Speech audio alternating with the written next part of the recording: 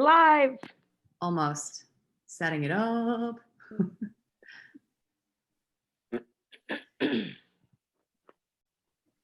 Awesome.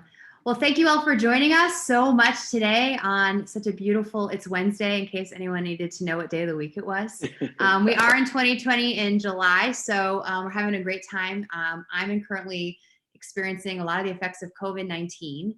And I'm really, really excited to have three amazing top yoga studio owners from the state of Florida. Leah from Wonderful Embody, and this is my screen.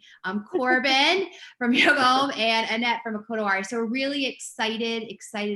So no more intro about me. Let's dive right in. Leah, we as a Yoga for Change organization started in Jacksonville, expanded to South Florida, and then expanded to Tampa and Orlando. And that's sort of how we'll set it up today. So Leah is from Jacksonville. Why don't you kind of dive in and talk about your yoga journey and then what led you to own a studio?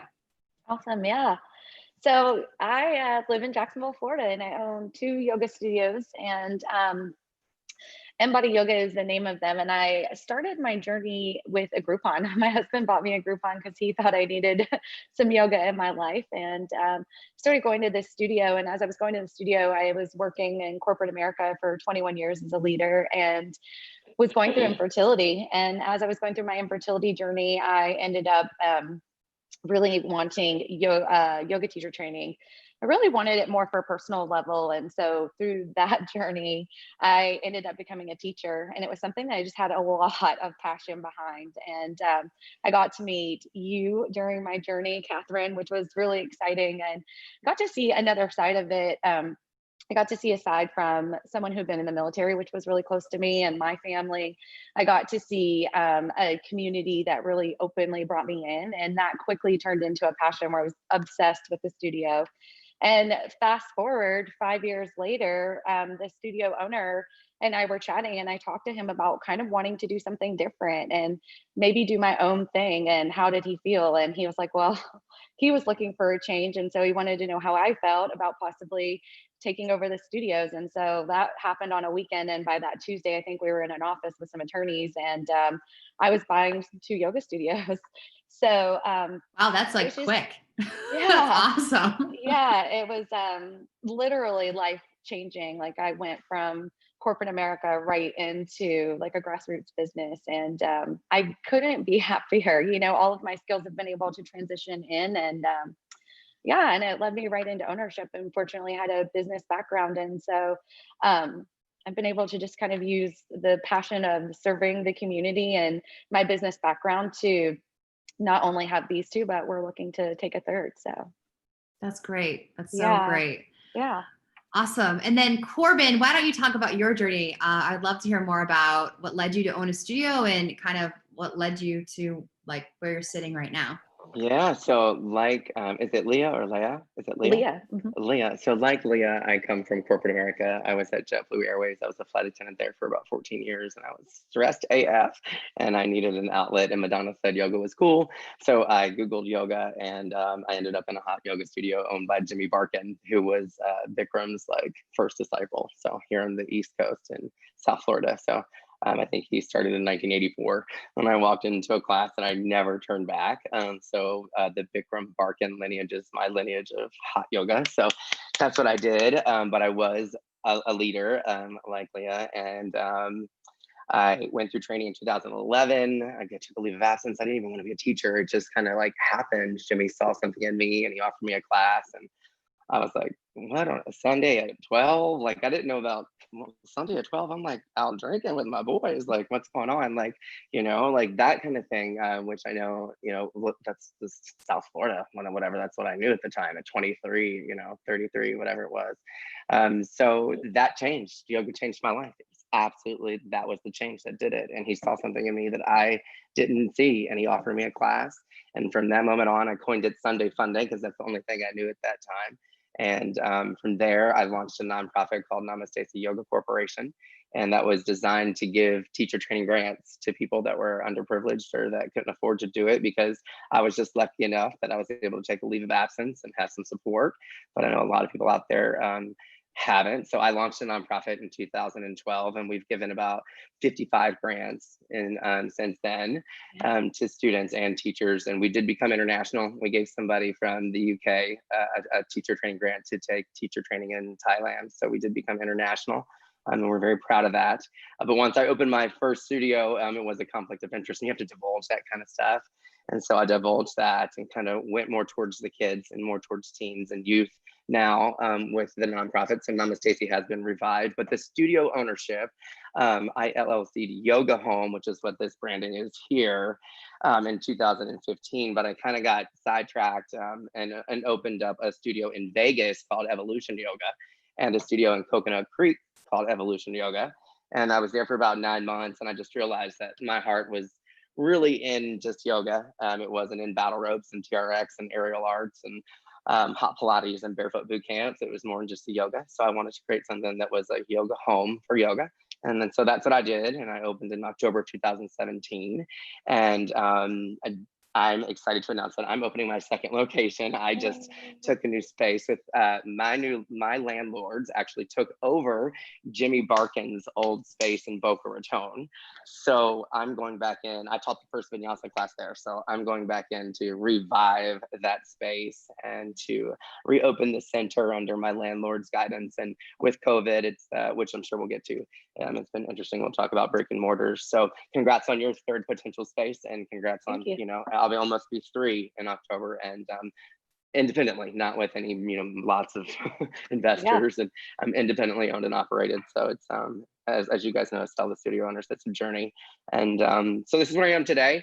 Excited to open a second studio during a world pandemic, and we can talk about how and why that happened. And so that's where I am. I started nonprofit, went to for-profit, so it's a little different. A lot of people start for-profit and then get excited and go for a nonprofit of their choice. But I started in corporate America with the nonprofit, and then left in 2015, and then here we are today. So I'm sorry if I took up too much time. I tried to talk fast. Well, yeah, and that's like people are like keeping up, so it's pretty great. Okay, and cool. that I have some questions about that, but before we ask some more questions about like the type of yoga that you chose and why you chose the way you set it up, Annette, please tell us about your amazing journey and where you are today.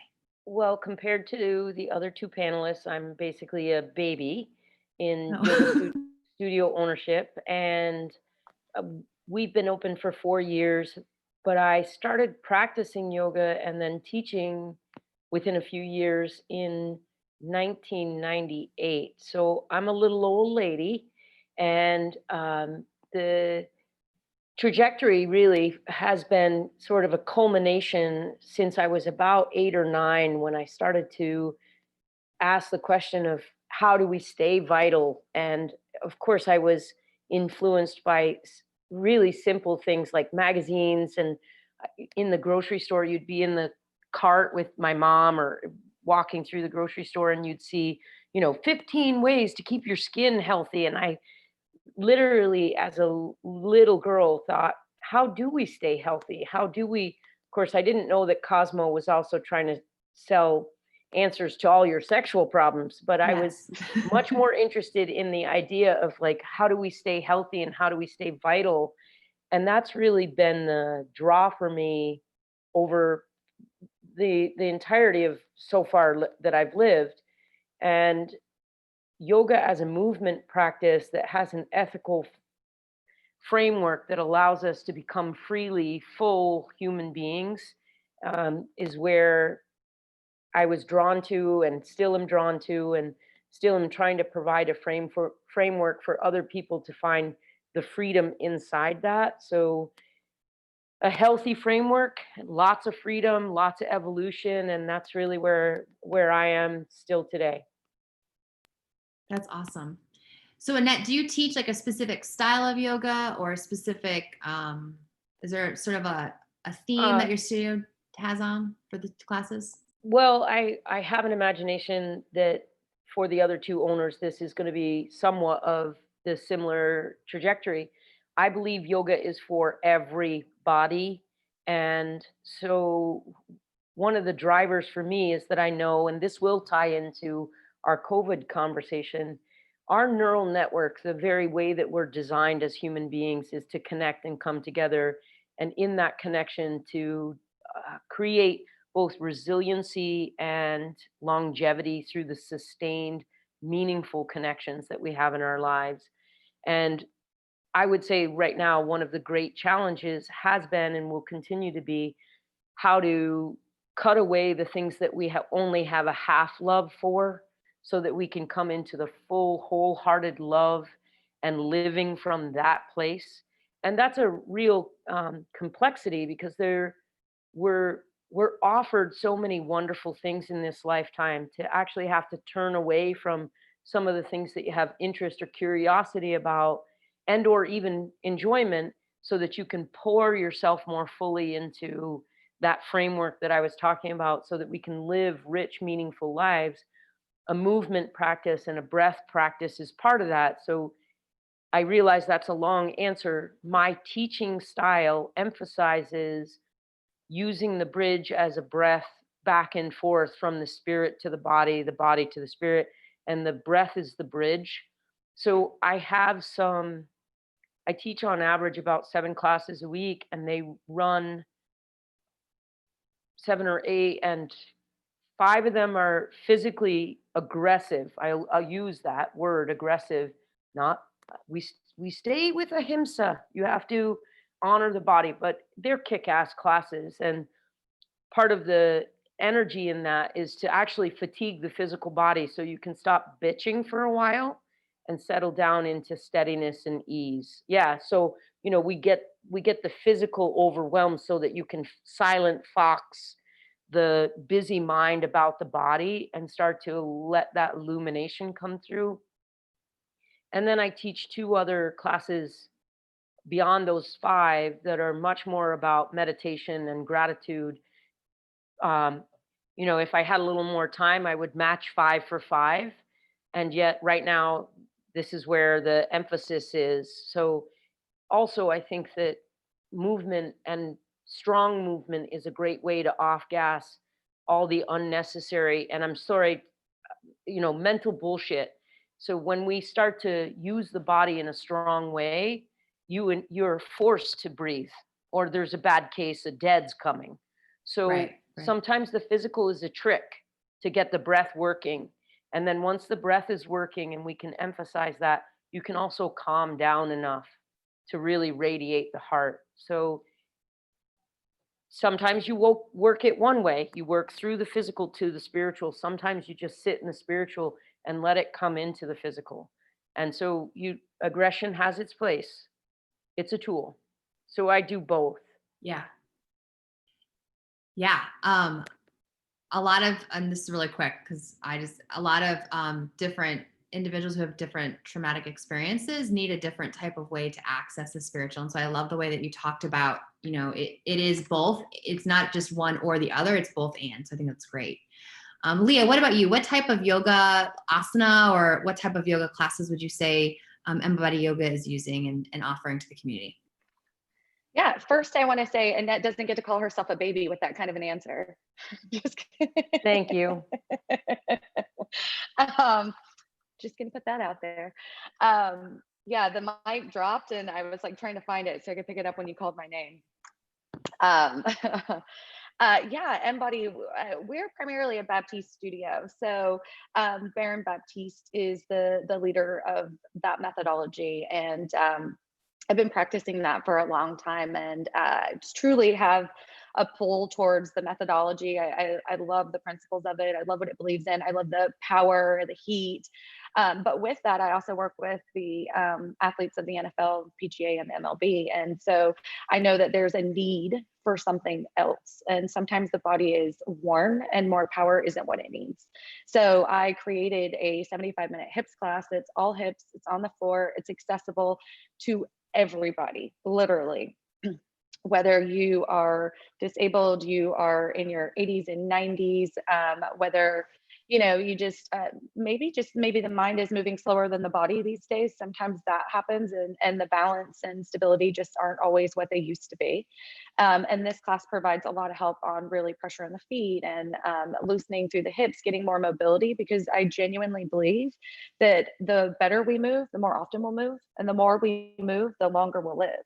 And so that class is a class that I'm really passionate about and trying to get more teachers to want to lead. But we also lead a kick-ass yen class. So we have them at both studios. And I love that. We do a slow flow, but I will say probably 70% of our schedule is a Baptiste Journey and Power schedule. Sounds great. And Corbin, what about you? What type of yoga would you say, and that kind of thing? Yeah, so I have a kind of a two-layered answer. When I first opened or LLC'd in 2015, it was Yoga Home LLC, which I showed that kind of brand. It's probably backwards on the screen, but Yoga Home LLC. And that was created for a heated and an unheated studio to be combined, because I don't know about in Jacksonville or where you are, Miss Annette, but like in South Florida, it's really kind of competitive and sad in that manner. And so you have to have a shtick.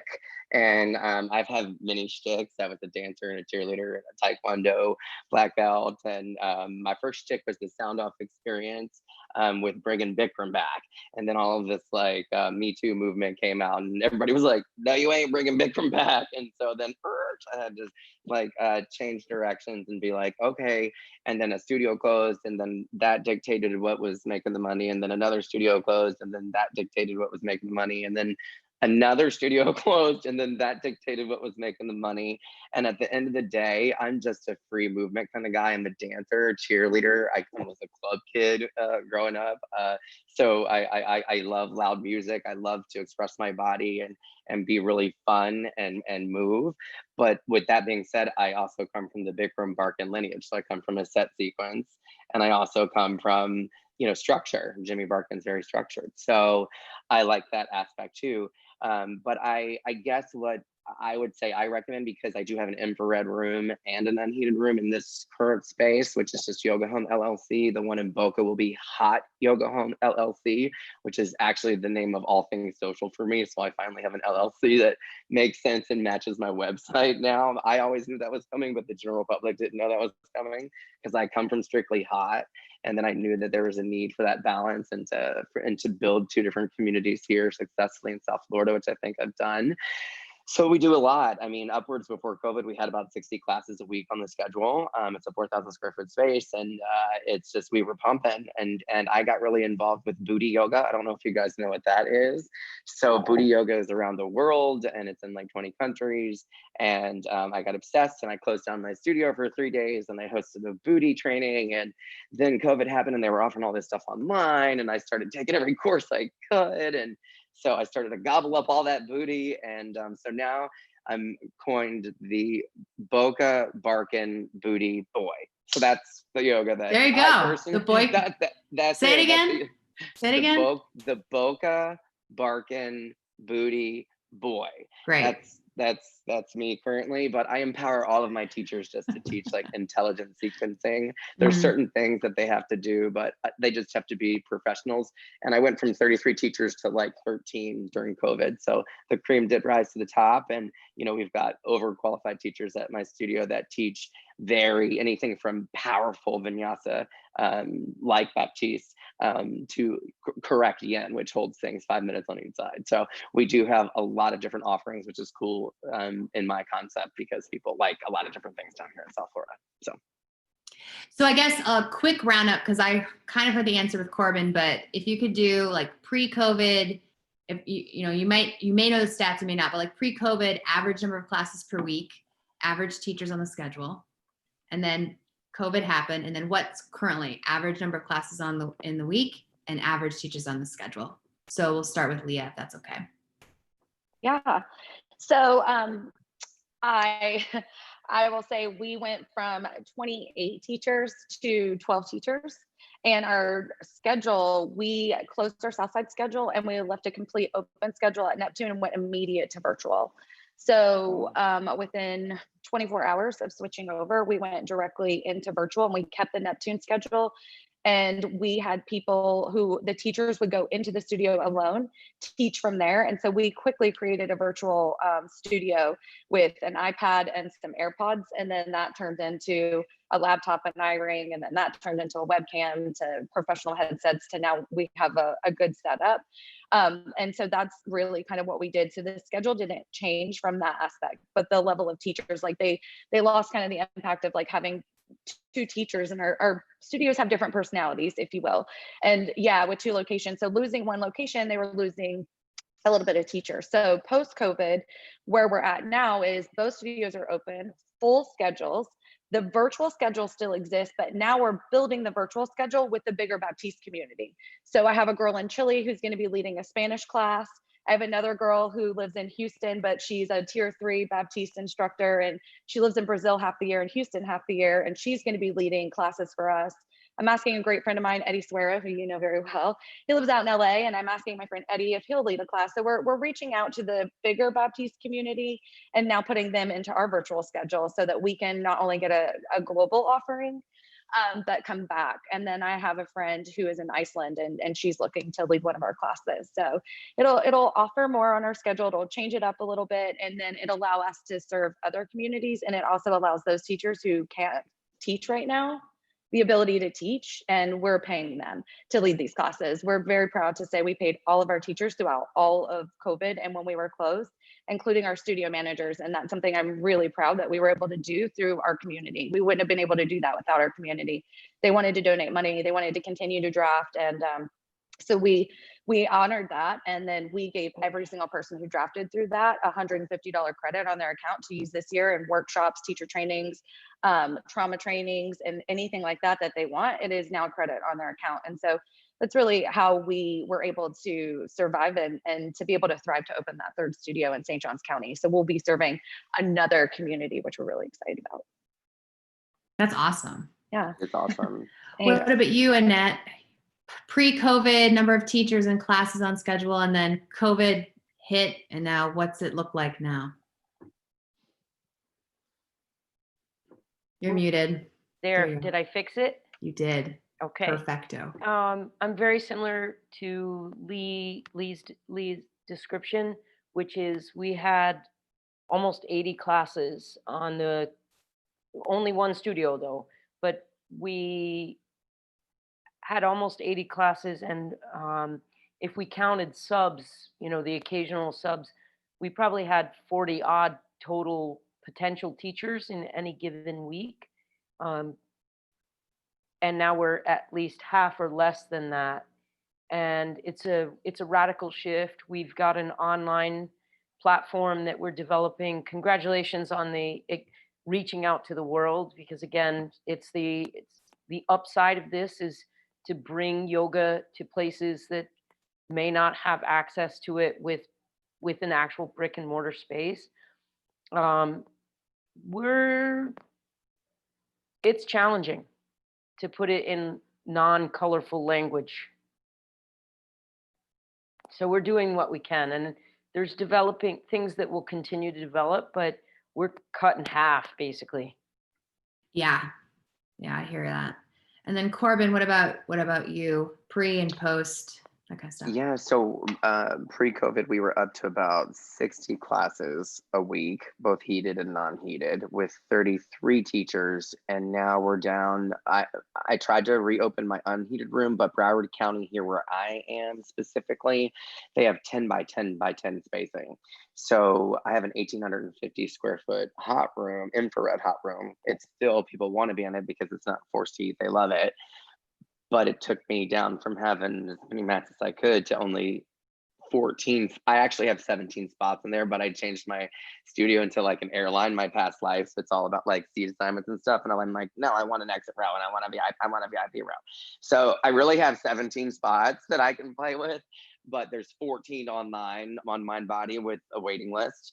And so, yeah, I mean, I went from 60 classes to probably now that I opened the unheated room because I could only hold 7 and they just were not about it.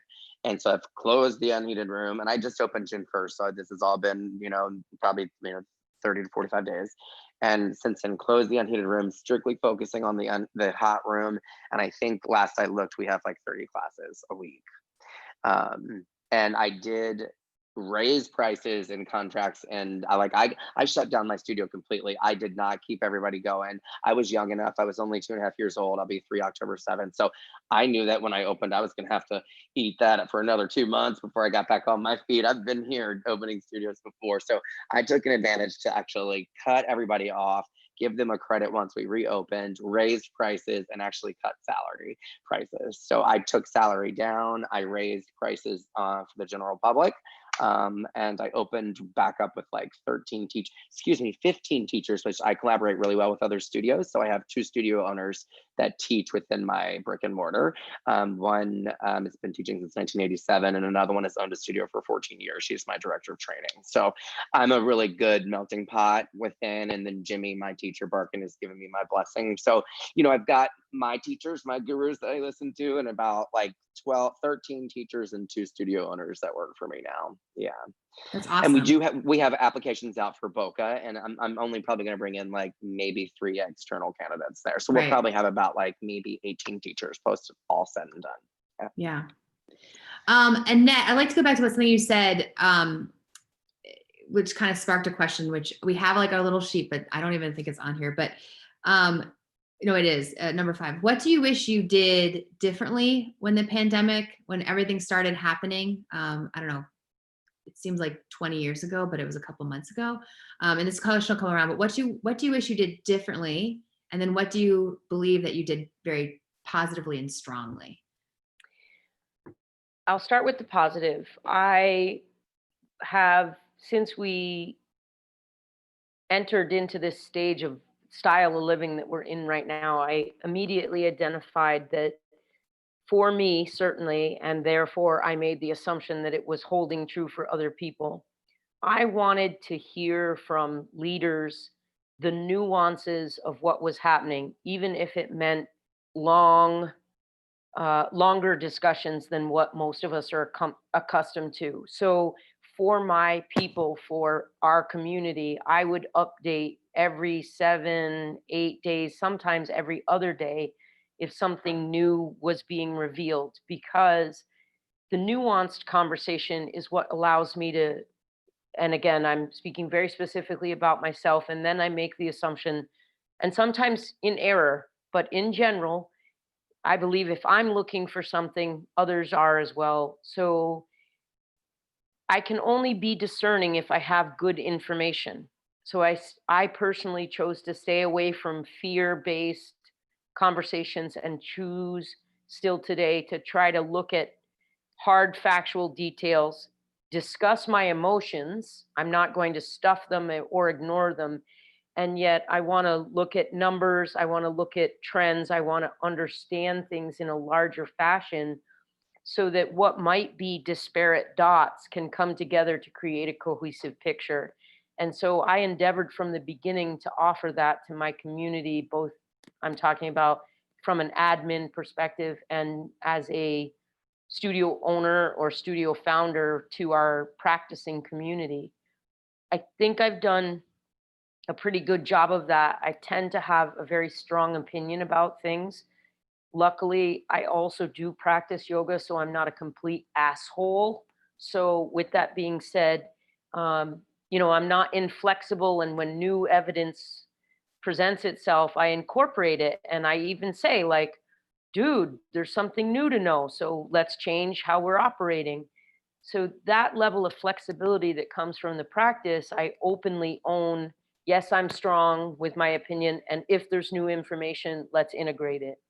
With that being said, I still also experienced a lot of something that I'm not proud of, which is I went straight into default grind and hustle mode. And I spent the first 6 to 8 weeks just trying to figure out from a place of like, oh my God. And I really, but I think this is something that business owners, and again, maybe I'm speaking for singularly myself in an unfounded way.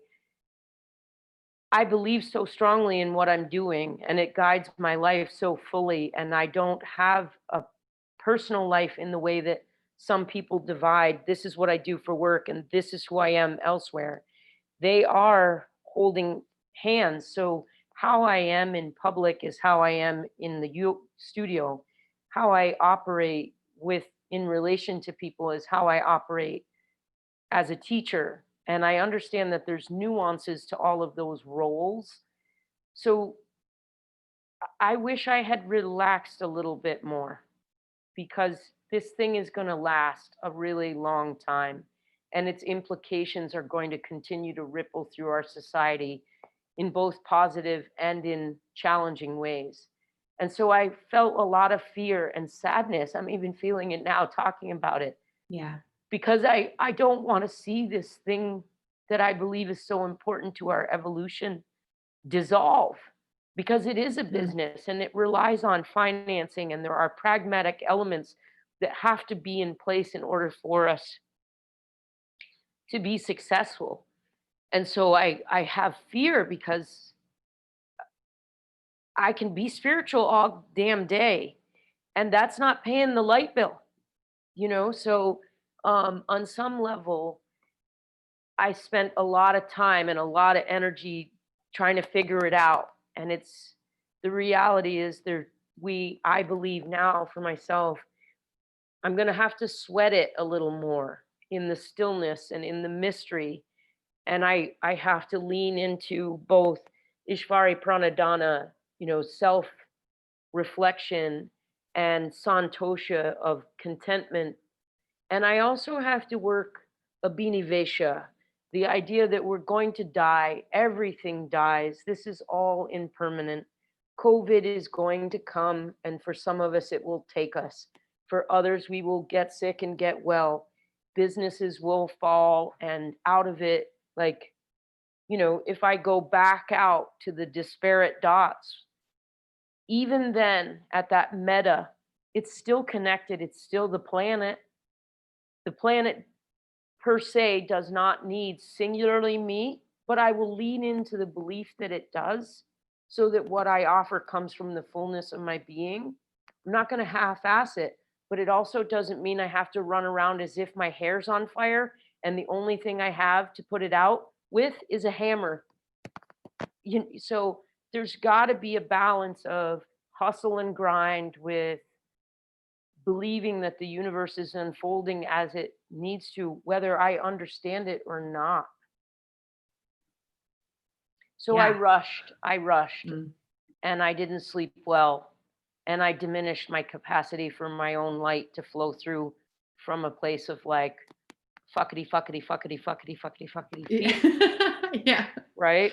Just to Yeah. be honest, you were asking, so that's where it was. And it's taken me a little bit to dial it back. Leah, great. First of all, thank you for getting vulnerable. Thank you for just being honest. That was definitely not a canned response. That was in it, and I felt it, and I really appreciate that lesson, even in my own life today. Thank you. You're welcome. I hear you. Leah, same question. What did you do really well, and what do you wish, or what did you, I guess maybe the better way to put it is, what did you learn from that you potentially can do better in the future, in a different way in the future? You're still asking Yeah, me? Oh, good. Leah, yeah. I think that the biggest lesson that I learned here was just how important communication is, not only to my community, but to my team. In my head, I was, like you said, I had my hair on fire and the hammer was going, and I was just in the moment. And instead of, Baron calls it being the board, I was being a piece on the board. I was being moved around in all the directions instead of allowing the game to happen and being the bigger picture. And I think just needing to step back and see where the pieces were, and then communicate to everyone. And what I did was I said, you guys are virtual teachers.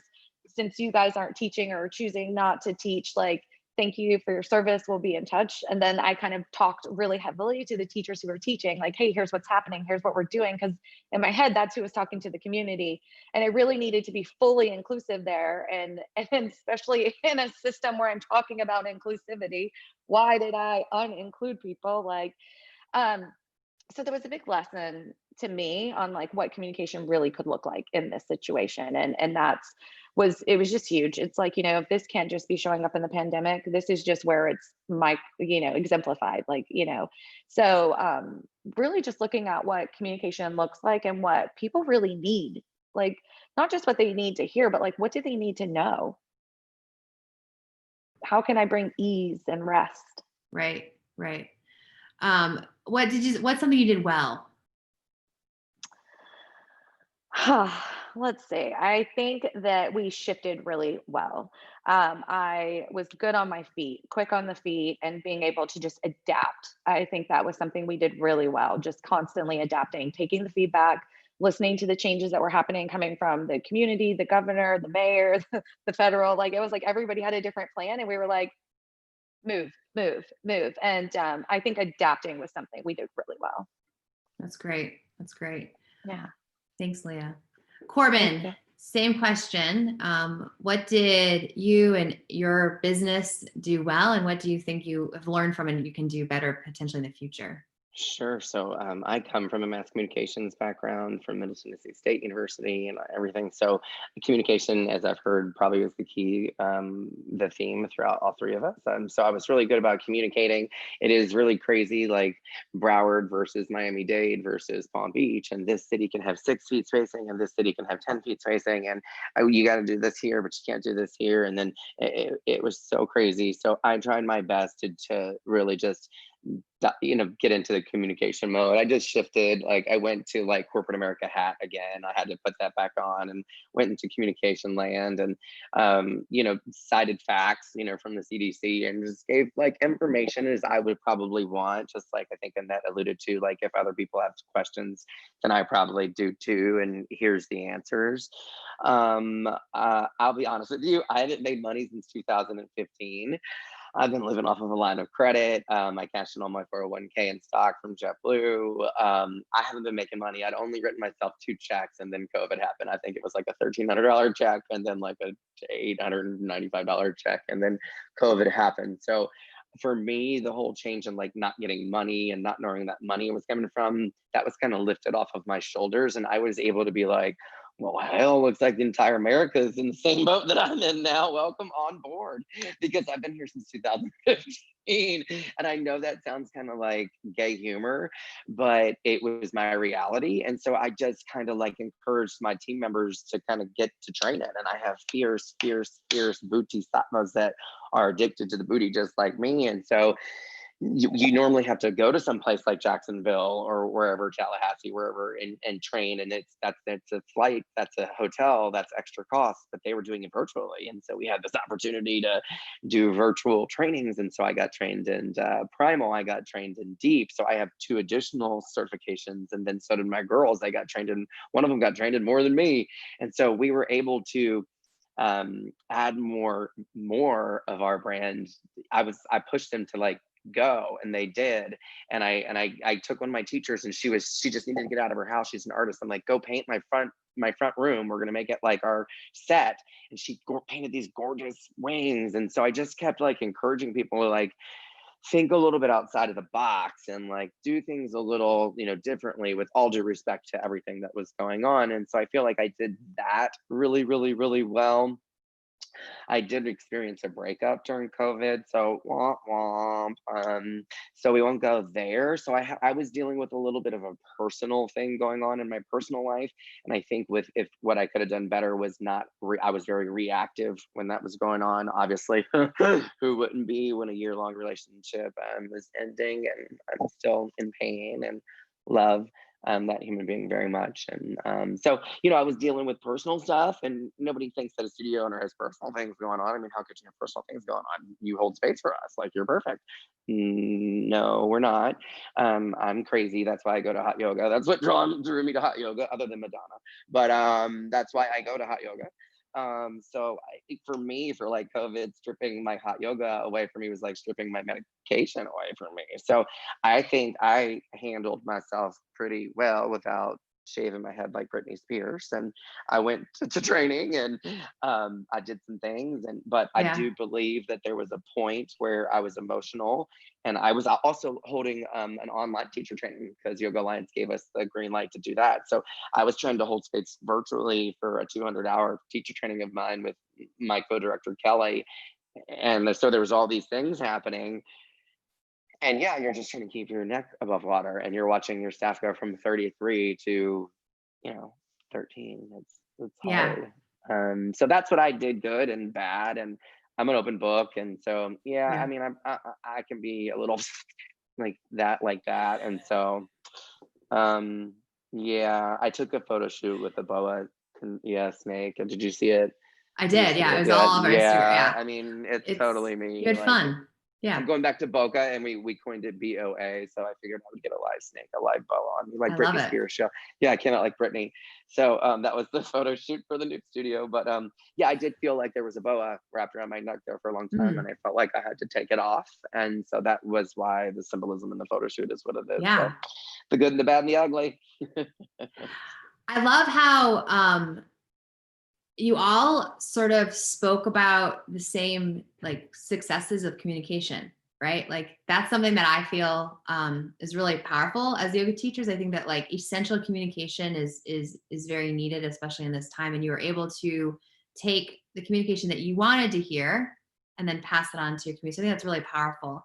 And I think, yeah, I mean, the finances and the worry and the stress, like I think that also is a thing that you wished you didn't worry so much about it. But as a business, as a nonprofit, it's a business, and sometimes it's not just you and in your own mouth that you're feeding. And I think that's a lot that comes and creates a little bit of fear too. So I just want to acknowledge the fact that you did share that. About 10 minutes left, and so I just wanted to see where do you think that the sector is going, the yoga sector is going? Where do you, as yoga studio owners in Jacksonville and Tampa and in South Florida, where do you think that the yoga sector is going? I know a lot of studios are closing right now, so I do want to acknowledge that. I'm grieved for them. I have sorrow for them because of that loss. But at the same time, we have to look forward, and potentially our growth and expansion can actually assist other people, as we sort of discussed here. So Annette, you have your mic off, so I'll just come to you if you want to go first, if that's all right. Where do you think the yoga sector is going in the future? I reserve the right to revise what I'm about to say as new information comes to light. Okay, However, fine. right? However, there is no way around this. For everything that I understand, both the physical, mental, emotional, and spiritual landscape of the human is only evolving through relation. And while what we're doing right now is very pleasant and it allows us to get to know one another, it still falls short of how we're optimized. And that optimization comes through face-to-face interactions with the moving body. Our brains are 88 billion neurons with an unlimited amount of connection potential. 64 billion of them are organized around movement. So our motor cortex is driven, and it's not going to change in the next 2 years. What's going to change is how we achieve it safely. And so my big mantra with my people is to be care-filled and careful. And you still have to wade into the waters of relationship.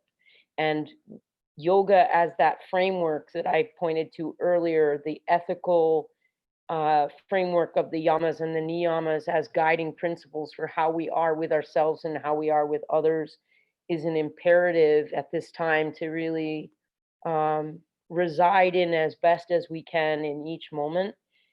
With that being said, I don't foresee there will be a winnowing away of businesses for a variety of reasons that won't be able to go the distance in this difficult, incredibly difficult time. we still could be one of them depending on unknown factors. So there's no like, oh, we're going to make it. Maybe, maybe not. And this too has to be approached with raw vulnerability and honesty and leaning in. And whomever does make it out the other side of this has an opportunity to be a ongoing and continued place of solace for all that will be lost during this difficult time.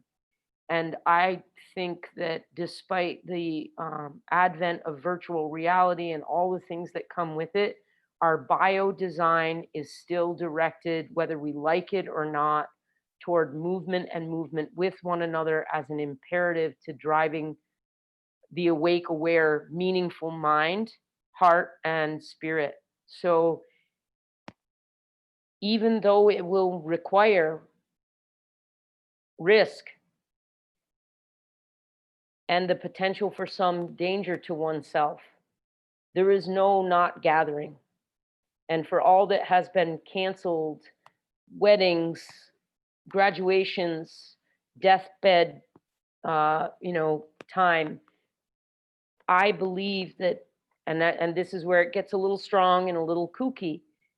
The only thing we can do is to come together with that care-filled and careful behavior with discernment on board. So if you're with your grandmother, you're with her outdoors, or you get where I'm going to head. Like, we have to problem solve on a one-to-one. There's no generalization that's going to work for everyone at this point. And so it's open to each person deciding what care-filled and careful looks like, with the acknowledgement that if you're healthy and you're vital, it's your, I almost said bad words, it's our job, it's our dharma, it's our duty to potentially get sick and get well again so we can get to work on behalf of those that cannot. And I feel really strongly about that. And it, I'm reminded of a piece from Gandhi's work about the salt marches. Just kept putting people into the line, even though there was damage that was going to happen, because ultimately we have to make it to the sea of meaning, and we have to do that together. Yes. All the things. 5 minutes left to start. So we may go a couple minutes over, guys. If you need to log off. Okay. Thank you, Annette. Corbin or Leah, whoever wants to go, where do you see the yoga sector or potentially your studios in the next, in the future 5 years?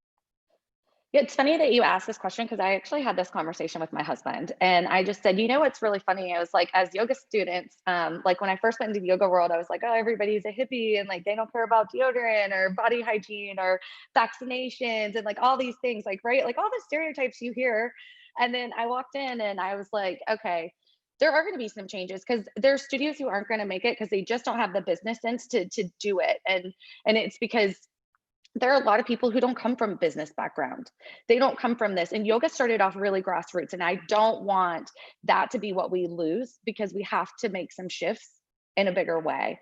And I think that that's something that we're going to struggle with, is how do we adapt, stay very grassroots, like what do we believe, what do we want, and yet shift into a safer environment where maybe you have to wear a mask and it's for the support of those around you, and maybe not your personal belief. Maybe you're going to have your temperature taken, although we may ask you to leave and take a virtual class. Like that could be something that looks very different. Instead of your choice to work it out of your body, your choice to work it out of your body may just have to be out of my studio now.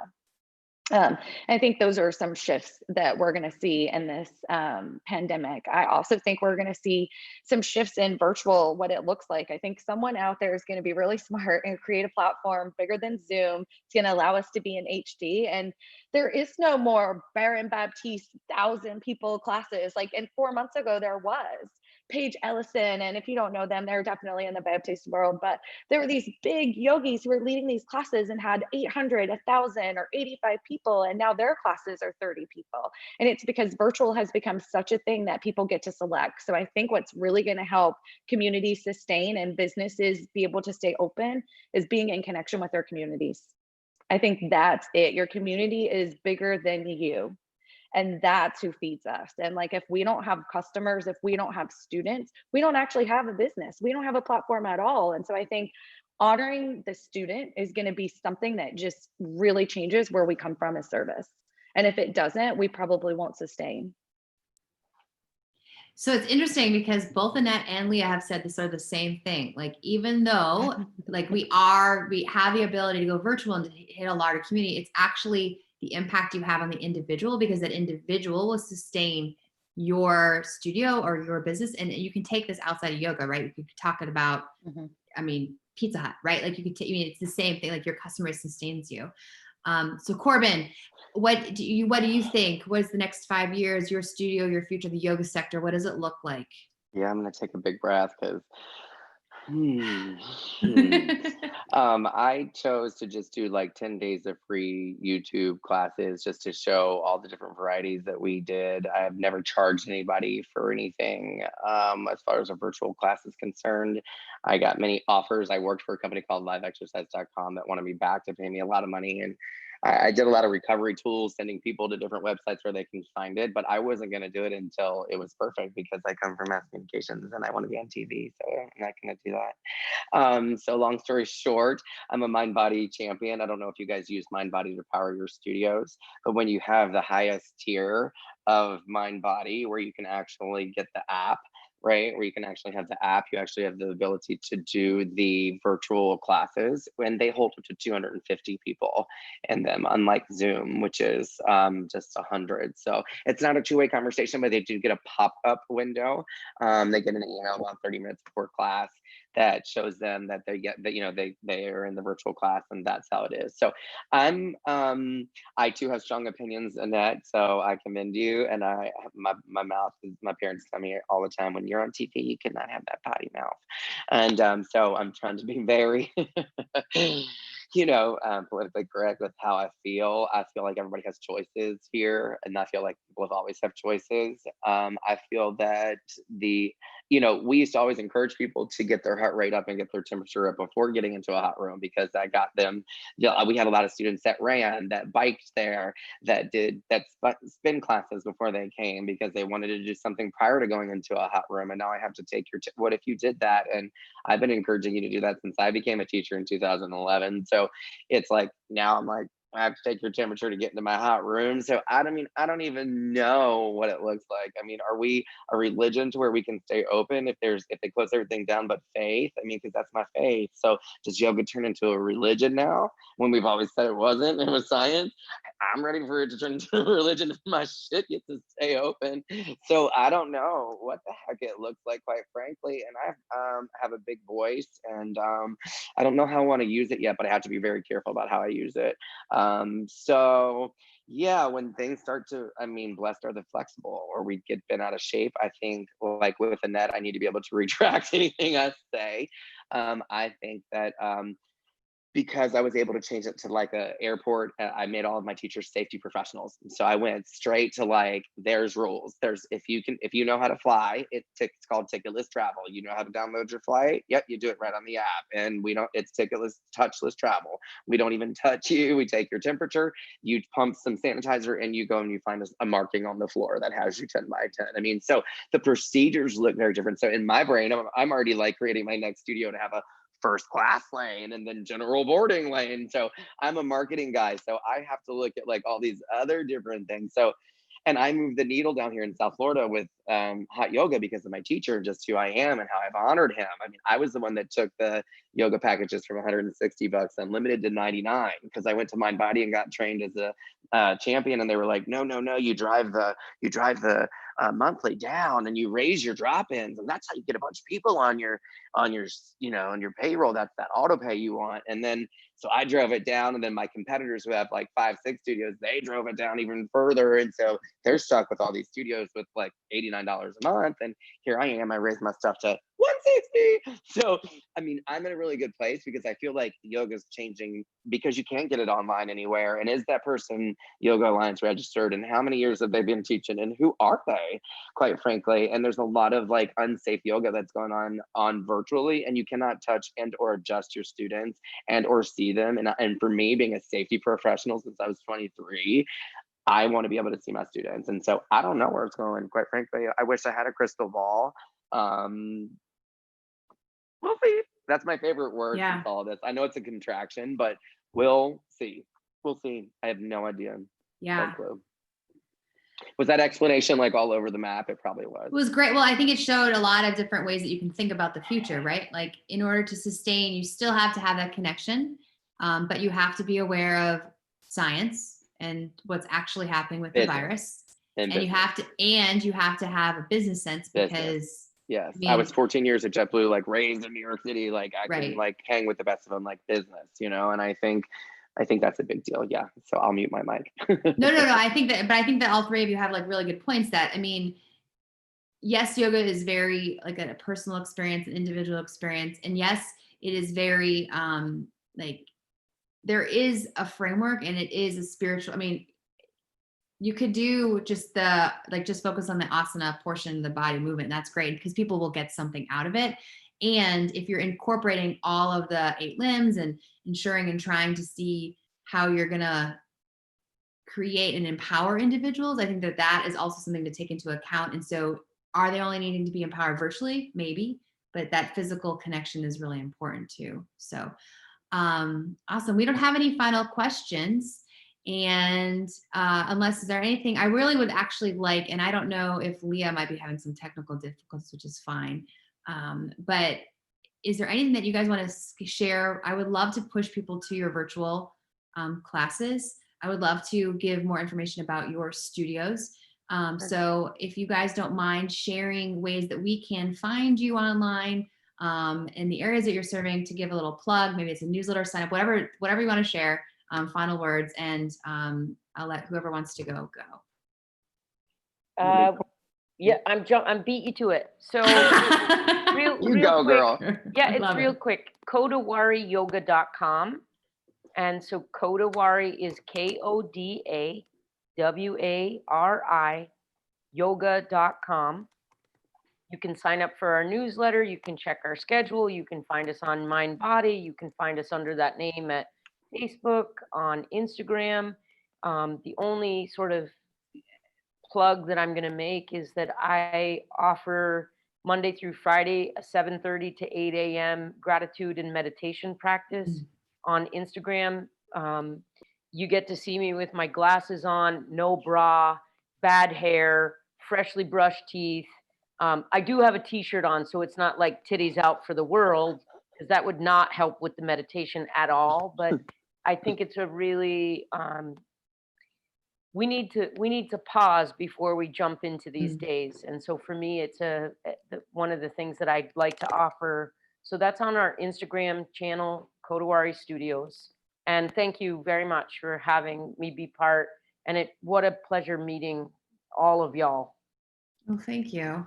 I did share that into the chat on YouTube Live, so kodawari.com. And I also think that, kodawariyoga.com. Sorry, yep, kodawariyoga.com. I copied it. Sorry to say it wrong. Kodawariyoga.com. Please go there if you're in the Tampa Bay area.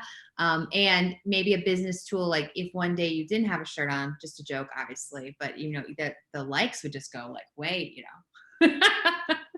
was that a shtick, Corbin? That would be a shtick like you talked about earlier. Like a shtick, man. I love it. I love it. I love it. It looks like she So may be having some audio issues. Do you want me to go next? Yeah. So you go next, Mr. Corbin. Talk about how we can find you. Yeah, cool. So I have a bunch of different handles on Instagram. You can find me at Corbin Stacy Yoga. You can find my first nonprofit that's where it kind of overarches everything at Nama Stacy Yoga. And Stacy doesn't have an E in it. It's STACY. So Nama Stacy Yoga. And then the 2 studios are Hot Yoga Home, and that's the original, that's the OG. And then there's Hot Yoga Home BOA, which is Boca. But all things social are www.hotyogahome.com. So you can find all things there. I'm Corbin Stacy on Facebook and Instagram. I'm very personal. You can DM me. I get random DMs all the time. Yeah, just reach out. I'm very open. So yeah, that's me. You can find me in a couple Awesome. different places. Yeah. Even if you Google my name, you can find some stuff. So. I got the hotyogahome.com, and it's HOTYOGAHOME.com. And the OM Yes, ma'am. is capitalized, but that's If you'd like to be it, like yeah. super extra. Yeah. Yes. And then Leah's information is Embody Yoga. And so they have studios in 2 locations, South Side and Neptune Beach. And I will share that link into the YouTube live. Thank you everybody for showing up today. No, I echo sincerely Annette's appreciate it. gratitude. We're super you. grateful. I loved meeting all of the panelists. I'm sure we'll Yeah. be friends on Instagram soon, right after I this. can't So, wait. yeah, I can't wait. yeah. Everyone, you have a wonderful rest of your day, Thank and you. we look forward to seeing you next time we see you. Yeah. Thank you All so right, much. cheers.